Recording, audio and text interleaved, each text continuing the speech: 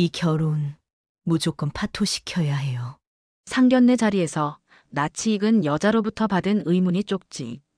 한수진은 떨리는 손으로 쪽지를 펼쳤습니다. 30년 전 사라진 친구의 필체였죠. 하지만 친구는 이미 말없이 사라진 뒤였습니다. 흔적도 없이. 쪽지를 받은 수진은 뒤늦게 깨달았습니다. 화려한 재벌 회장, 완벽해 보이던 며느리 집안, 그 뒤에 친구가 목숨 걸고 숨겨온 진실이 있다는 것을. 한 가족의 운명이 바뀐 충격적인 사건.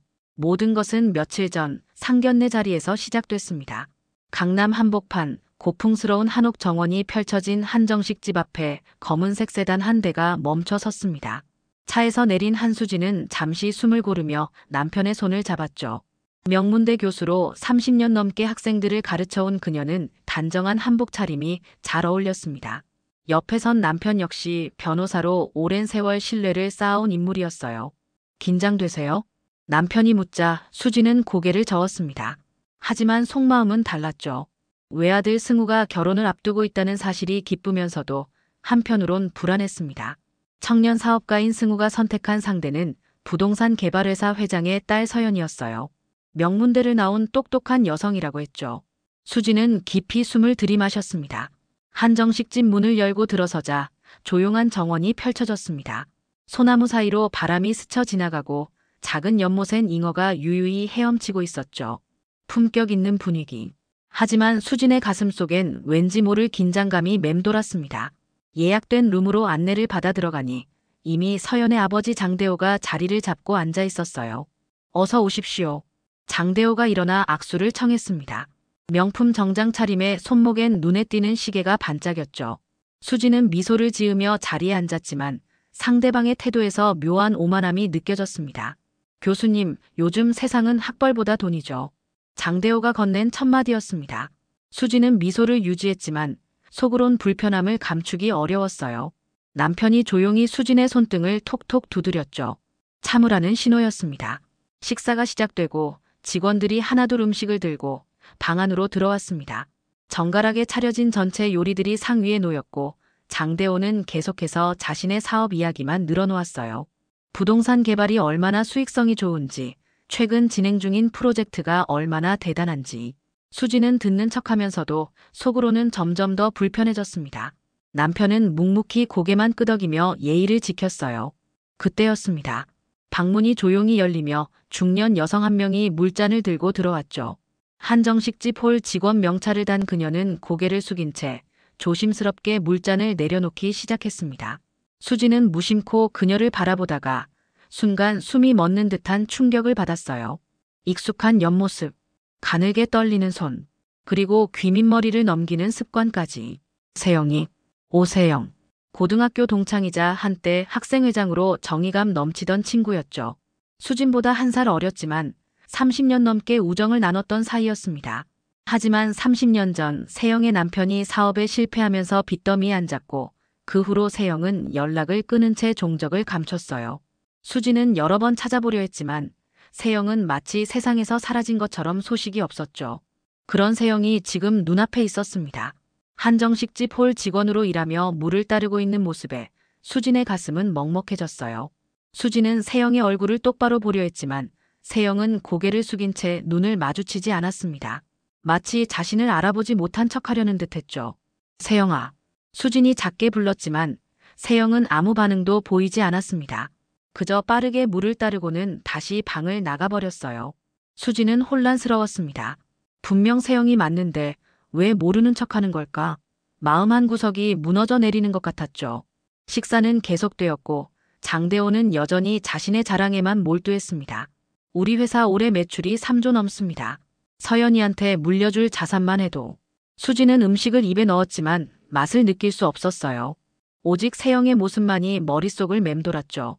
1시간쯤 지났을까요? 식사가 거의 끝나갈 무렵이었습니다. 세영이 다시 방 안으로 들어와 식탁을 정리하기 시작했어요. 빈 그릇을 치우고 반찬을 정돈하는 그녀의 손놀림은 능숙했지만 어딘가 긴장되어 보였습니다. 수진 앞을 지나칠 때 세영은 슬쩍 수저를 놓으며 작은 쪽지 한 장을 테이블 위에 내려놓았어요. 너무나 자연스러운 동작이라 아무도 눈치채지 못했죠. 수진만 그 순간을 목격했습니다. 손이 떨렸습니다. 테이블 위에 놓인 작은 쪽지. 수지는 심장이 빠르게 뛰는 걸 느꼈어요. 장대호는 여전히 대화에 열중해 있었고 승우와 서연은 결혼 준비 이야기를 나누고 있었죠. 아무도 수진의 변화를 눈치채지 못했습니다.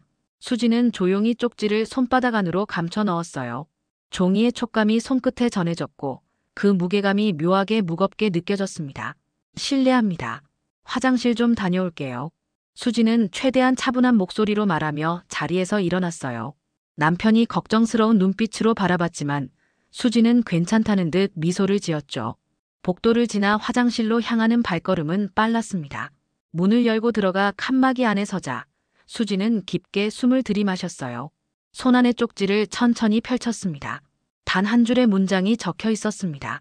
이 결혼 절대 시키지 마세요. 수진은 그 글씨를 보는 순간 온몸에 전율이 흘렀어요. 분명 세영의 필체였습니다. 고등학교 때부터 봐온 반듯하면서도 어딘가 급하게 흘려 쓴 듯한 그 글씨체. 30년이 지났어도 변하지 않은 친구의 흔적이었죠. 수지는 쪽지를 다시 들여다보며 손을 떨었습니다. 세영이가 왜 이런 경고를. 화장실 거울 앞에 선 수지는 창백해진 자신의 얼굴을 바라봤습니다. 머릿속이 복잡했어요. 세영은 분명 무언가를 알고 있었습니다. 그것도 아주 심각한 무언가를. 하지만 왜 직접 말하지 않고 쪽지로 전한 걸까? 수지는 쪽지를 지갑 깊숙이 넣으며 다시 방으로 돌아왔어요. 식사는 이미 끝나가고 있었습니다. 장대호는 결혼식 날짜를 정하자며 적극적으로 나섰고 승우는 기쁜 표정으로 부모님을 바라봤죠. 수지는 억지로 미소를 지으며 자리에 앉았지만 마음속은 폭풍우가 몰아치고 있었습니다. 남편이 조용히 손을 잡아줬어요. 괜찮으세요? 얼굴이 안 좋은데. 괜찮아요. 그냥 좀 어지러워서. 수지는 대충 둘러댔지만 남편은 여전히 걱정스러운 눈빛이었습니다. 상견례는 무난하게 마무리됐고 양가는 정중히 인사를 나눈 뒤 헤어졌어요. 차에 타서 집으로 돌아가는 내내 수지는 말이 없었습니다. 창밖 풍경이 스쳐 지나갔지만 수진의 눈엔 아무것도 들어오지 않았죠. 집에 도착한 뒤에도 수지는 잠을 이룰 수 없었습니다. 밤이 깊어지고 남편이 잠든 뒤에야 수지는 조용히 서재로 가서 쪽지를 다시 꺼냈어요. 책상 위 스탠드 불빛 아래 쪽지를 펼쳐놓고 한참을 들여다봤습니다. 세영의 절박함이 글씨 사이사이에서 느껴졌어요. 수지는 눈을 감았습니다.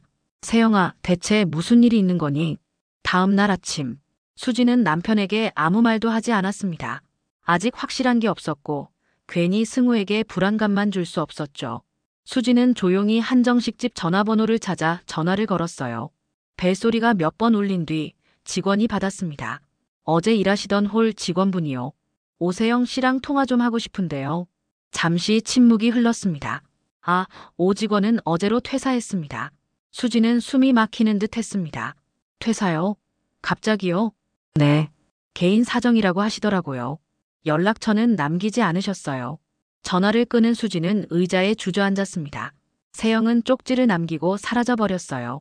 마치 경고만 남긴 채 도망친 것처럼 며칠 동안 수지는 잠을 제대로 이루지 못했습니다. 세영의 쪽지가 머릿속을 떠나지 않았고 그 경고의 의미를 알아내야 한다는 강박에 사로잡혔어요.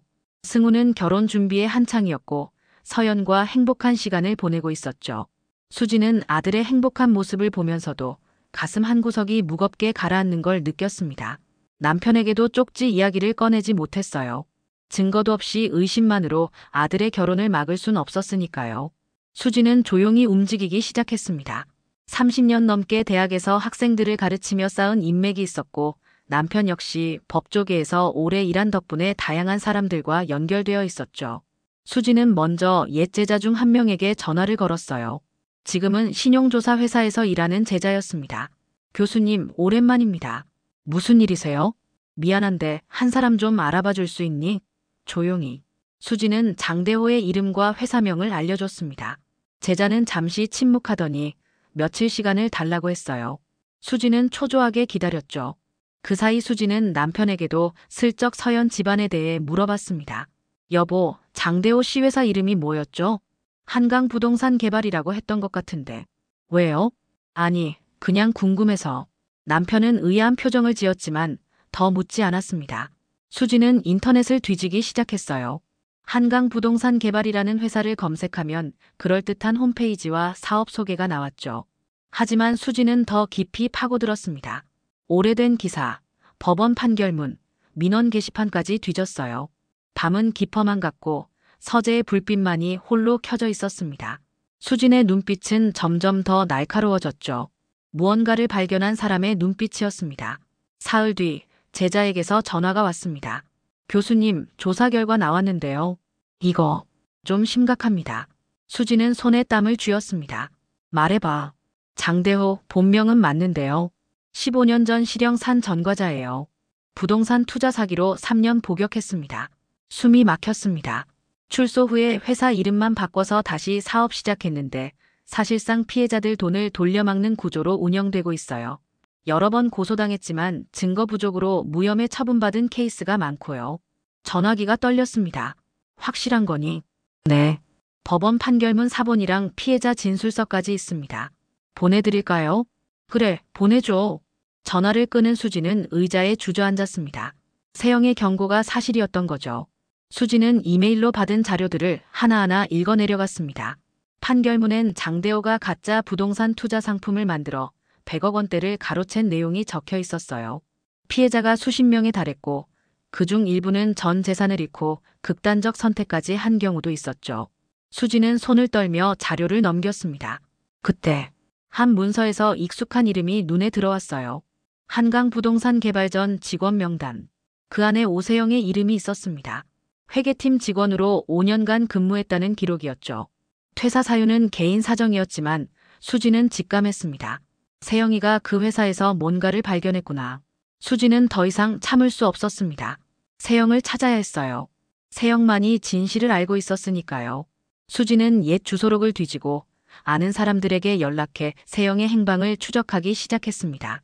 하지만 세영은 마치 증발한 것처럼 어디에도 없었어요. 전화번호도 바뀌었고 주민등록 주소지도 이사를 간 지 오래였죠.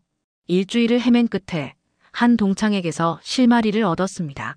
세영이 요즘 역 근처 고시원에 산다던데. 수지는 동창에게 들은 주소를 손에 쥐고 고시원을 찾아갔습니다. 낡은 건물 3층에 위치한 고시원은 복도가 좁고 어두웠어요. 페인트가 벗겨진 벽과 삐걱거리는 계단이 세월의 무게를 느끼게 했죠. 가슴이 답답해지는 걸 느끼며 수지는 관리인에게 세영을 찾는다고 말했습니다. 관리인은 의심스러운 눈초리로 수진을 훑어보더니 300호실을 가리켰어요. 거기 계실 거예요. 근데 요즘 거의 안 나오시던데. 수지는 떨리는 손으로 문을 두드렸습니다. 한참을 기다려도 대답이 없었어요. 세영아, 나야. 수진이. 문 안에서 작은 소리가 들렸습니다. 잠시 후 문이 조금 열리며 세영의 얼굴이 보였어요. 30년 만에 제대로 마주한 친구의 얼굴은 너무나 초췌했습니다. 머리엔 흰머리가 가득했고 눈가엔 깊은 주름이 패여 있었죠. 세영은 수진을 보자 눈물을 글썽였어요. 수진아. 세영아, 들어가도 될까? 세영은 고개를 끄덕이며 문을 열었습니다. 방 안은 좁고 어두웠어요. 작은 침대 하나와 책상, 그리고 낡은 옷장이 전부였죠. 수지는 가슴이 미어지는 걸 느끼며 세영의 손을 잡았습니다. 그동안 어떻게 지낸 거야? 세영은 고개를 떨구며 눈물을 흘렸어요. 미안해, 수진아. 너무 창피해서 연락할 수가 없었어. 무슨 소리야? 우린 친구잖아. 두 사람은 한참을 울었습니다. 수지는 세영을 꼭 안아주며 등을 쓰다듬었어요. 세영은 떨리는 목소리로 자신의 이야기를 꺼냈습니다. 남편의 사업 실패 후 빚더미에 앉았고 남편은 스트레스를 견디지 못하고 세상을 떠났다고 했어요. 세영은 혼자 빚을 갚으며 여러 일을 전전했고 그러다 한강부동산 개발 회계팀에 들어가게 됐다고 했죠. 거기서 일하면서 이상한 걸 발견했어. 장부가 조작되고 있었거든. 세영은 떨리는 손으로 책상 서랍을 열었습니다. 그 안엔 두툼한 서류 봉투가 있었어요. 이 안에 장대호의 자금 세탁 장부가 있어. 가짜 계약서, 허위 투자 명세서, 횡령 정황 다 들어있어. 수지는 봉투를 받아들었습니다. 하지만 제발 내 이름은 빼줘. 난 이미 끝났어. 더 이상 싸울 힘이 없어. 세영아, 넌 용감한 사람이야. 이걸 지키고 있었잖아. 세영은 고개를 저었습니다. 아니야. 난 겁쟁이야. 그냥 너만은 지키고 싶었어. 내 아들이 그런 집안으로 들어가는 걸 볼 수 없었어. 수지는 세영을 다시 껴안았습니다. 오랜 시간이 흘렀고 수지는 서류 봉투를 가슴에 품고 고시원을 나섰습니다. 이제 마지막 결전이 남았어요. 집으로 돌아온 수지는 더 이상 혼자 고민할 수 없었습니다. 아들 승우를 불러 조용히 이야기를 꺼냈어요. 승우는 퇴근 후 집에 들렀고 수지는 서재로 승우를 데리고 갔죠. 책상 위엔 수진이 모은 자료들이 쌓여 있었습니다. 판결문, 피해자 진술서, 신문기사 스크랩까지. 승우는 의아한 표정으로 어머니를 바라봤어요. 엄마, 이게 다 뭐예요? 승우야, 앉아봐. 할 말이 있어. 수지는 심호흡을 하고 천천히 말을 시작했습니다. 상견례에서 세영을 만난 이야기, 쪽지를 받은 이야기, 그리고 장대호의 과거에 대해 조사한 내용까지 모두 설명했어요. 승우는 처음엔 믿을 수 없다는 표정이었지만 수진이 자료를 하나씩 보여주자 얼굴이 굳어졌죠. 엄마, 이건 다 옛날 일이잖아요. 승우는 고개를 저으며 부정했습니다. 15년 전 일이에요. 사람은 변할 수 있어요.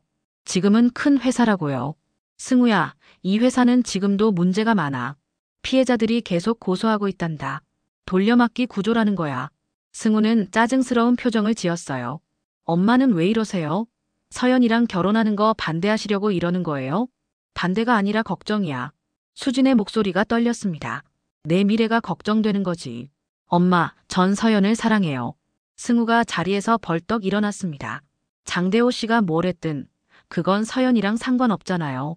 수지는 아들의 손을 잡으려 했지만 승우는 뿌리쳤어요. 엄마, 실망이에요.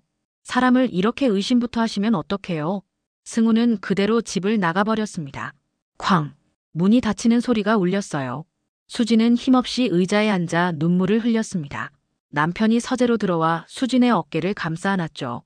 여보, 괜찮소. 민호가 내 말을 안 들어요. 아들이 사랑에 빠졌으니 그럴 수 있어. 하지만 당신이 틀린 건 아니요. 남편은 책상 위 자료들을 천천히 읽어내려갔습니다. 법조인 특유의 차분한 눈빛으로 하나하나 확인하더니 고개를 끄덕였어요. 당신 판단이 맞소. 이 집안은 문제가 많아. 승우를 설득해야겠소. 하지만 승우는 며칠 동안 집에 오지 않았습니다. 전화도 받지 않았어요. 수진은 초조하게 시간을 보냈죠. 그러던 어느 날 서연이 수진을 찾아왔습니다. 수진은 거실에서 서연을 맞이했어요. 서연은 예의 바른 미소를 띠고 있었지만 눈빛은 차가웠습니다. 교수님, 승우 오빠한테 들었어요. 저희 아버지 일 때문에 걱정하신다고요? 서연 씨, 미안하지만 난 사실을 확인했을 뿐이에요. 서연은 비웃듯 웃었습니다. 시어머니가 될 분이 사람을 의심부터 하시네요. 우리 아버지, 교수님보다 더 성공하셨어요. 지금 회사가 얼마나 큰지 아세요? 성공이 아니라 진실이 중요해요. 진실이요? 서연의 입꼬리가 올라갔습니다. 교수님은 옛날 기록만 보시고 판단하시는 거네요. 우리 아버지는 이미 다 청산하셨어요. 지금은 떳떳하게 사업하십니다. 서연의 목소리엔 오만함이 묻어났습니다. 수지는 참고 있던 분노가 치밀어 올랐지만 애써 진정했어요. 서연 씨, 난 승우가 걱정돼서 그래요. 걱정이요? 서연이 일어서며 가방을 집어들었습니다. 전 이해 못하겠는데요. 교수님이 우릴 무시하는 것 같아서요. 서연은 그대로 돌아섰습니다. 현관문이 쾅 닫히는 소리가 울렸어요. 수지는 무릎에 힘이 풀려 소파에 주저앉았습니다.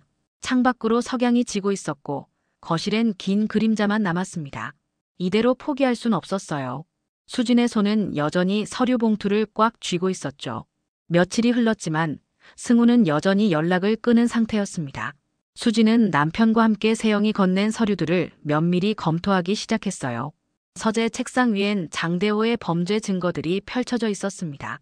이건 명백한 횡령이요. 남편이 서류를 손가락으로 짚으며 말했습니다. 투자자 명부를 보세요. 이 사람들 돈이 실제 부동산 개발이 아니라 장대호 개인 계좌로 흘러갔어요. 여기, 이 계좌 추적 기록.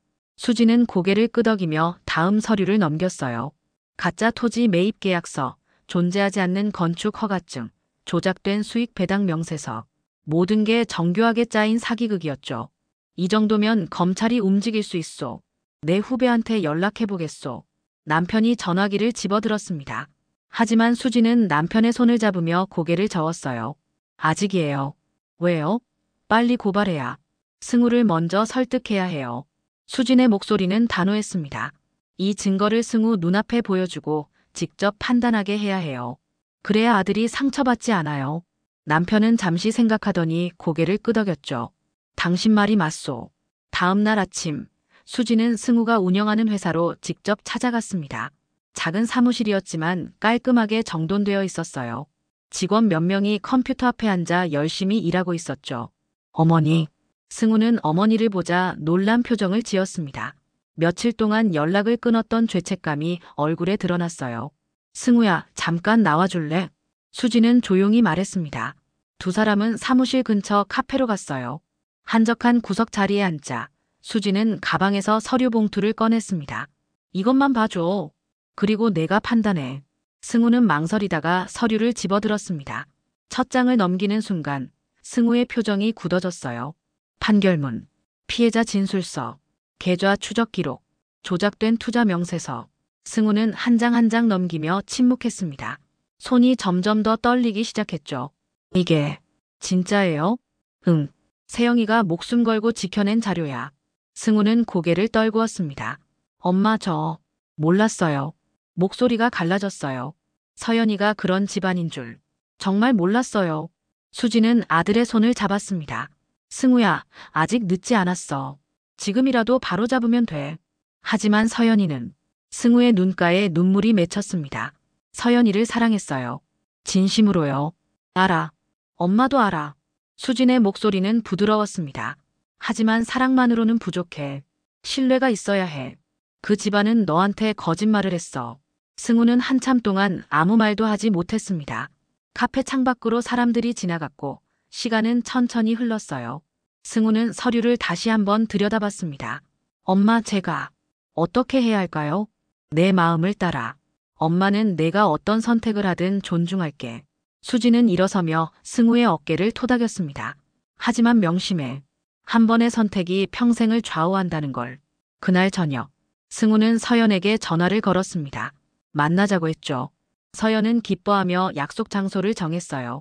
하지만 승우는 서연을 만나기 전 먼저 장대호를 찾아갔습니다. 한강 부동산 개발 사무실. 화려한 인테리어의 회장실에 장대호가 앉아 있었어요. 오, 승우군. 무슨 일인가? 장대호는 여유로운 표정으로 승우를 맞이했습니다. 승우는 서류 봉투를 책상 위에 내려놓았어요. 이게 뭔가요? 장대호의 표정이 순간 굳어졌습니다. 어디서 났나?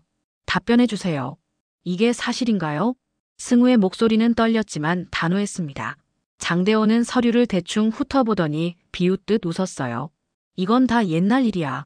이미 청산했어. 청산요? 지금도 피해자들이 고소하고 있던데요. 그건 오해야.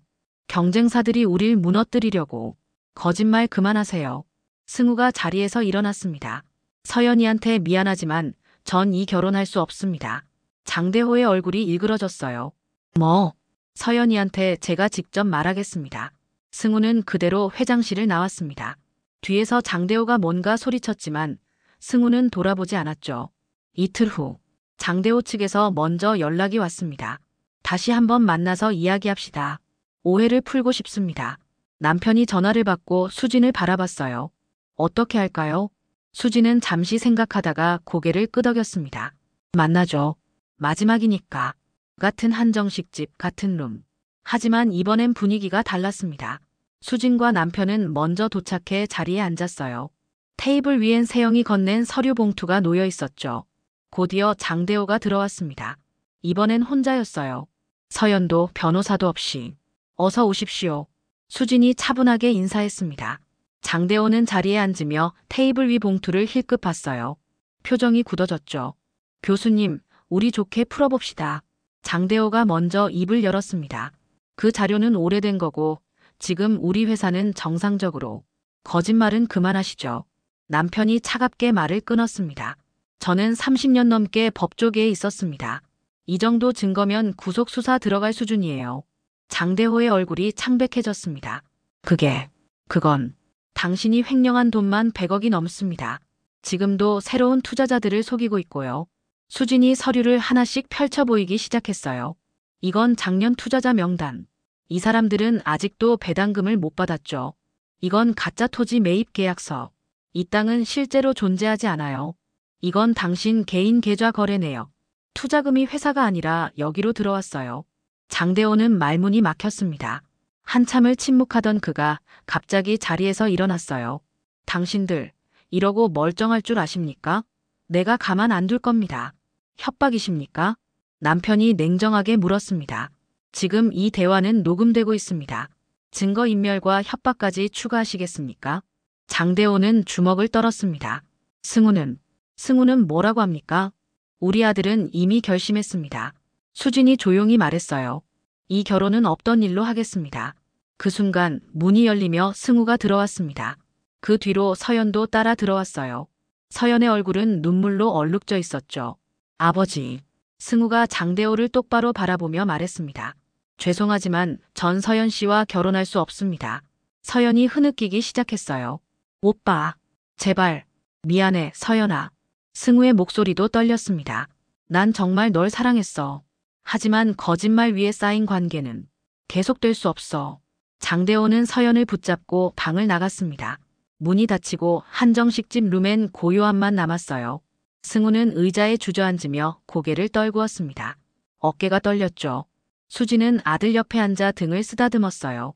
잘했어, 승우야. 엄마. 전 정말. 승우의 목소리가 울먹였습니다. 사랑했는데 왜 이렇게 됐을까요? 사랑은 진실 위에 있어야 해. 거짓 위에 세운 사랑은 언젠가 무너지거든. 남편도 다가와 승우의 어깨를 감싸 안았습니다. 아들, 지금은 힘들겠지만 시간이 지나면 알게 될 거야. 이게 옳은 선택이었다는 걸. 세 사람은 한참 동안 그렇게 앉아 있었어요. 창밖으로 저녁 노을이 지고 있었습니다. 수지는 창밖을 바라보며 생각했죠. 세영아, 내 용기가 우리 가족을 구했어. 그날 밤 수지는 세영에게 전화를 걸었습니다. 세영아, 다 끝났어. 승우가 결혼 안 하기로 했어. 전화 너머로 세영의 안도하는 한숨이 들렸어요. 정말 다행이다, 수진아. 이제 내 차례야. 이 자료로 장대호를 고발할 거야. 넌 증인이 되어줘야 해. 세영은 잠시 망설이다가 대답했습니다. 알았어. 할게. 더 이상 도망치지 않을게. 고마워, 세영아. 아니야. 내가 더 고마워. 내가 날 찾아와줘서. 두 사람은 오랫동안 통화했습니다. 30년 만에 되찾은 우정은 그 어떤 시련도 이겨낼 만큼 단단해졌어요. 밤은 깊어갔고 수지는 창밖별을 바라보며 미소 지었습니다. 진실은 언제나 빛을 향한다는 걸 다시 한번 깨달았죠. 다음 날 아침 남편은 서류 봉투를 들고 검찰청으로 향했습니다. 경제범죄 전담 검사실. 남편의 후배인 김 검사가 서류를 하나하나 검토하기 시작했어요. 표정이 점점 더 굳어졌죠. 이건 명백한 사기죄입니다. 횡령의 배임까지. 김 검사는 서류를 책상 위에 내려놓으며 고개를 끄덕였습니다. 증인 확보는 됐습니까? 네. 회계팀에서 일했던 오세영 씨가 증언하기로 했습니다. 좋습니다. 바로 수사 착수하겠습니다. 김 검사의 목소리는 단호했어요. 이 정도 증거면 구속영장 청구 가능합니다. 이틀 안에 움직이겠습니다. 그날 오후 세영은 검찰청에 출석해 진술서를 작성했습니다. 떨리는 손으로 펜을 잡고 지난 5년간 목격한 모든 것을 진술했어요. 가짜 계약서를 만드는 과정, 투자금이 사라지는 경로, 장대호의 협박까지. 용기 내주셔서 감사합니다. 김 검사가 세영의 손을 잡았습니다. 오 씨의 증언으로 수십 명의 피해자가 구제받을 겁니다. 세영은 눈물을 흘렸어요. 30년 만에 처음으로 떳떳한 눈물이었습니다. 이틀 후 새벽, 검찰 수사관들이 한강 부동산 개발 사무실로 들이닥쳤습니다. 압수수색 영장을 들고 온 그들은 회사 서류와 컴퓨터를 모두 압수했어요. 장대호는 자택에서 긴급 체포됐습니다. 뉴스는 빠르게 이 사건을 보도하기 시작했어요. 부동산 개발회사 대표, 100억대 투자 사기 혐의로 구속. 15년 전에도 같은 수법. 재범 논란. 피해자 수십 명. 집단 고소 준비. 수지는 거실 소파에 앉아 뉴스를 보며 깊은 한숨을 내쉬었습니다. 옆에 앉은 남편이 그녀의 손을 잡았어요. 당신이 옳았소. 하지만 승우가 너무 힘들어해요. 수진의 목소리는 걱정으로 가득했습니다. 승우는 며칠째 방에만 틀어박혀 있었어요. 회사도 나가지 않고 식사도 거의 하지 않았죠. 서연에게서 온 수십 통의 전화와 문자도 모두 외면했습니다. 수지는 승우의 방문 앞에 섰습니다. 조용히 문을 두드렸어요. 승우야, 엄마야. 들어가도 될까? 잠시 침묵이 흘렀습니다. 네. 방 안은 어두웠어요. 커튼이 쳐져 있고 침대에 승우가 누워 있었습니다. 수지는 침대 옆에 앉으며 승우의 머리를 쓰다듬었어요. 힘들지? 엄마. 전 바보였어요. 승우의 목소리는 갈라졌습니다. 사랑한다는 이유로 모든 걸 보지 못했어요. 서연이 아버지가 어떤 사람인지, 그 집안이 어떻게 돈을 벌었는지. 승우야, 넌 잘못한 게 없어. 수지는 아들을 꼭 안았습니다. 사랑은 때론 우릴 눈멀게 해. 하지만 내가 깨어난 거잖아. 그게 중요한 거야. 엄마가 아니었으면 전 정말 큰 실수를 할 뻔했어요. 승우는 어머니의 품에 얼굴을 묻었습니다. 고마워요, 엄마. 수지는 아들의 등을 토닥이며 눈물을 참았어요. 창밖으로 봄 햇살이 들어왔고 그 빛이 방안을 조금씩 밝히기 시작했습니다. 일주일 후 법원은 장대호의 구속영장을 발부했습니다. 피의자는 증거인멸 및 도주의 우려가 있고 피해 규모가 막대하여 구속의 필요성이 인정됨. 뉴스는 연일 이 사건을 다뤘고 숨어있던 피해자들이 하나둘 목소리를 내기 시작했어요. 검찰청 앞엔 진술하러 온 사람들의 줄이 이어졌습니다. 저도 당했습니다. 5천만 원 날렸어요. 평생 모은 돈 2억을 투자했는데 한 푼도 못 받았습니다. 제 친구는 이 일로 세상을 떠났어요. 꼭 처벌받아야 합니다. 수지는 뉴스를 보며 세영에게 전화를 걸었습니다. 세영아, 뉴스 봤어? 응, 봤어, 수진아. 세영의 목소리는 떨렸지만 단단했습니다. 드디어 끝났구나. 아니야, 이제 시작이야. 수지는 창밖을 바라보며 말했습니다. 내 용기 덕분에 수십 명이 구제받을 거야. 넌 영웅이야, 세영아. 아니야, 난 그냥. 세영의 목소리가 울먹였습니다. 널 지키고 싶었을 뿐이야. 알아. 그리고 나 너무 고마워. 두 사람은 한참 동안 말없이 전화를 붙들고 있었어요. 30년의 우정이 그 어떤 말보다 더 깊이 전해졌습니다. 그날 저녁 승우는 처음으로 방에서 나와 식탁에 앉았습니다. 수진이 만든 저녁을 앞에 두고 가족 3명이 조용히 식사를 했어요. 아버지, 엄마. 승우가 조심스럽게 입을 열었습니다. 다시 시작하려고요. 회사도 제 인생도. 남편이 고개를 끄덕였습니다. 그래, 넌 할 수 있어. 수지는 아들을 바라보며 미소 지었어요. 승우의 눈빛엔 다시 빛이 돌아오고 있었습니다. 상처는 아직 아물지 않았지만 치유는 시작됐죠. 창밖으로 봄비가 내리기 시작했습니다. 대지를 적시는 그 빗소리가 새로운 시작을 알리는 것만 같았어요. 2달이 흘렀습니다. 법원은 장대호에게 징역 7년을 선고했습니다. 추가로 피해자들에게 120억 원을 배상하라는 판결도 함께 내려졌어요. 방청석에 앉은 피해자들은 눈물을 흘렸습니다. 너무 오래 기다려온 정의였죠. 수지는 법정 복도에서 세영을 만났습니다. 2달 사이 세영의 얼굴엔 생기가 돌아와 있었어요. 머리도 단정하게 손질했고 깨끗한 옷차림이었죠. 수진아. 세영이 먼저 손을 내밀었습니다. 다 끝났어. 응. 이제 진짜 끝이야. 두 사람은 꼭 껴안았습니다. 법원 복도를 오가는 사람들 사이에서 두 중년 여성은 한참을 그렇게 서 있었어요. 30년 만에 되찾은 우정은 그 무엇보다 단단했습니다. 저녁 먹으러 갈까? 수진이 웃으며 물었습니다. 그래. 오랜만에 우리 둘이서. 두 사람은 법원을 나와 근처 조용한 식당으로 향했어요.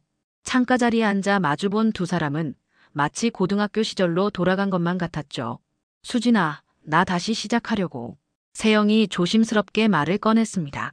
작은 서점에서 아르바이트 시작했어. 월급은 적지만 책 냄새 맡으며 일하는 게 좋더라. 수지는 세영의 손을 잡았어요. 잘했어. 천천히 가면 돼. 너희 덕분이야. 내가 날 찾아주지 않았으면. 세영의 목소리가 떨렸습니다. 난 아직도 그 좁은 방에서 숨어 살고 있었을 거야. 이제 그런 말 하지 마.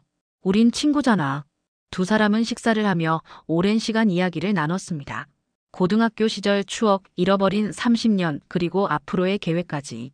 웃기도 하고 울기도 했어요. 창밖으로 봄 햇살이 따스하게 내려앉았고 거리의 벚꽃이 바람에 흩날렸습니다. 한편 승우는 조금씩 일상으로 돌아가고 있었습니다. 회사로 복귀한 첫날, 직원들이 조심스럽게 그를 맞이했어요. 모두 뉴스를 통해 사건을 알고 있었죠. 대표님, 괜찮으세요? 막내 직원이 조심스럽게 물었습니다. 승우는 고개를 끄덕이며 미소를 지었어요. 괜찮아. 오히려 배웠어. 사람을 보는 눈이 중요하다는 걸. 그날 저녁 승우는 부모님과 함께 저녁 식사를 했습니다. 오랜만에 온 가족이 함께한 식탁이었죠.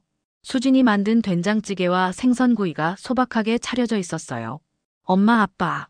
승우가 젓가락을 내려놓으며 말했습니다. 제가 많이 철없었죠. 사랑에 눈이 멀어서 정작 중요한 걸 보지 못했어요. 승우야. 수진이 아들의 손을 잡았습니다. 누구나 실수는 해. 중요한 건 거기서 배우는 거지. 맞아. 넌 이번 일로 더 성숙해졌어. 남편도 고개를 끄덕였습니다. 앞으로 좋은 사람 만날 거야. 진실한 사람을.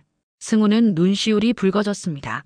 부모님의 사랑이 이토록 크고 깊다는 걸 새삼 깨달았어요. 고맙습니다. 정말로. 그날 밤 수지는 서재에서 오래된 사진 앨범을 꺼내 들었습니다. 고등학교 졸업 사진 속엔 젊은 시절의 자신과 세영이 활짝 웃고 있었어요. 둘 다 교복을 입고 팔짱을 낀 채 카메라를 향해 환하게 웃고 있었죠. 우리 참 많이 늙었네. 수지는 사진을 쓰다듬으며 중얼거렸습니다. 남편이 서재로 들어와 수진의 어깨에 손을 올렸어요. 무슨 생각해요? 세영이 생각. 우리가 다시 만난 게 기적 같아요. 당신이 포기하지 않았으니까요. 남편이 부드럽게 말했습니다. 당신의 그 끈기가 아들도 살리고 친구도 살렸어요. 수지는 남편을 바라보며 미소 지었어요. 결혼 30년 여전히 그는 든든한 동반자였습니다. 석 달 후 검찰은 장대호의 회사 계좌에서 압류한 재산을 피해자들에게 배분하기 시작했습니다. 모든 피해 금액을 돌려주진 못했지만 그래도 절반 이상은 돌려받을 수 있었어요. 세영은 수진의 도움으로 작은 원룸에서 벗어나 괜찮은 아파트로 이사했습니다. 서점 일도 정규직으로 전환되었고 빚도 조금씩 갚아나가고 있었죠. 수진아, 이번 주말에 우리 집에 놀러와. 세영이 전화로 말했습니다. 집들이는 못하지만 그래도 친구 한 명은 초대하고 싶어. 당연히 갈게. 뭐 사갈까? 아무것도 필요 없어. 내가 와주는 것만으로도 충분해. 주말, 수지는 세영의 새 집을 방문했습니다. 작지만 깨끗한 원룸이었어요. 창문으로 햇살이 들어왔고 작은 책장엔 세영이 좋아하는 책들이 꽂혀 있었죠. 어때? 괜찮지? 세영이 자랑스럽게 물었습니다. 정말 좋아. 너답다. 두 사람은 창가에 앉아 차를 마시며 이야기를 나눴어요. 더 이상 과거에 얽매이지 않았습니다. 미래를 이야기했죠. 수진아, 난 이제 행복해. 세영이 조용히 말했습니다. 30년 만에 처음으로 진짜 행복해. 나도 그래. 너를 다시 만나서. 수진의 눈가에 눈물이 맺혔습니다. 창밖으로 석양이 지고 있었어요. 붉은 노을이 도시를 물들이고 두 사람의 얼굴도 따스하게 비쳤죠. 그날 저녁 수지는 집으로 돌아와 일기를 썼습니다. 오랜만에 펜을 든 손끝에 힘이 들어갔어요. 오늘 나는 깨달았다. 진실은 때로 고통스럽지만 언제나 빛을 향한다는 것을. 그리고 진정한 우정은 시간도 거리도 넘어선다는 것을. 세영이가 남긴 작은 쪽지 한 장이 우리 가족을 구했고 수십 명의 피해자를 구했으며 무엇보다 우리의 우정을 되살렸다. 인생에서 가장 중요한 것은 돈도 명예도 아닌 진실과 용기라는 걸 배웠다. 수지는 펜을 내려놓고 창밖을 바라봤습니다. 별이 하나둘 떠오르고 있었어요. 그 별빛처럼 진실은 어둠 속에서도 빛난다는 걸 알았습니다. 봄바람이 불어왔고 쪽지 한 장이 바꾼 운명은 이렇게 조용히 그러나 단단하게 마무리됐습니다. 작은 쪽지 한 장이 한 가족을 구했고 30년 우정을 되살렸습니다. 진실은 언제나 빛을 향하니까요. 이 이야기가 감동이었다면 좋아요와 구독 부탁드립니다. 다음에도 더 좋은 이야기로 찾아뵙겠습니다.